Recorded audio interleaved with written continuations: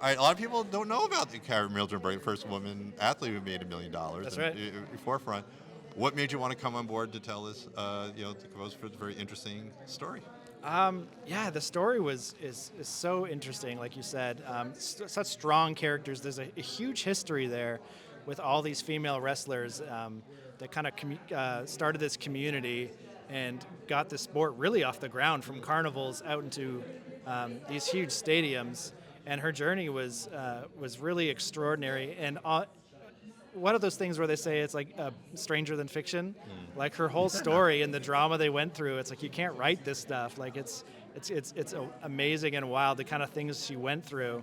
And so it was just a blast to come alongside that and kind of figure out a theme for her and what her world sounds like and what her journey sounds like and her emotional and character arcs and try and tell her story through music. It was such a blast. It's interesting because you have a time period of the 30s to the 50s. Yeah.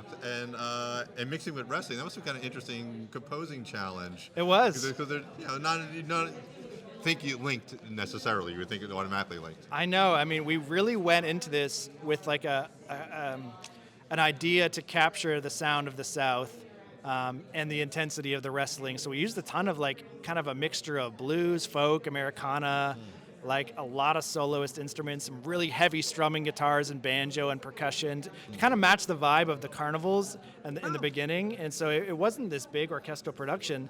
It was like these dirty strumming guitars and banjos and percussion building up the intensity. And then as our journey went on, we added in the big orchestra, we added in the big strings, and we started with a single fiddle and then added a huge string ensemble to playing her theme at the very end. So it really grew with her organically. All right, was there any, no pun intended, was there anything you wrestled with, the most challenging thing you had to wrestle with to a scene or sequence?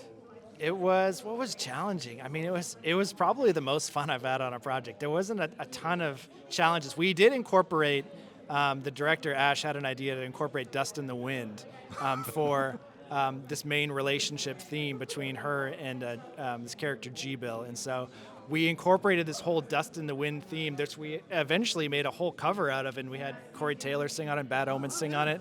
And so we started in a scene, just in an intimate scene between them, and he thought, what if we just throw in Dust in the Wind here, and we can recur it back later on? So that was a super fun challenge, but it was kind of a fun challenge. There was not too many things that were super hard about it. It was just a constant collaboration that was just a blast. Honestly, it was fun. So you think it just starts with a good script, then you can kind of have fun with the music? Yeah, good collaborators, good script, good ideas, back and forth, and kind of blending those styles in with the orchestral stuff later, and that's kind of how we did it.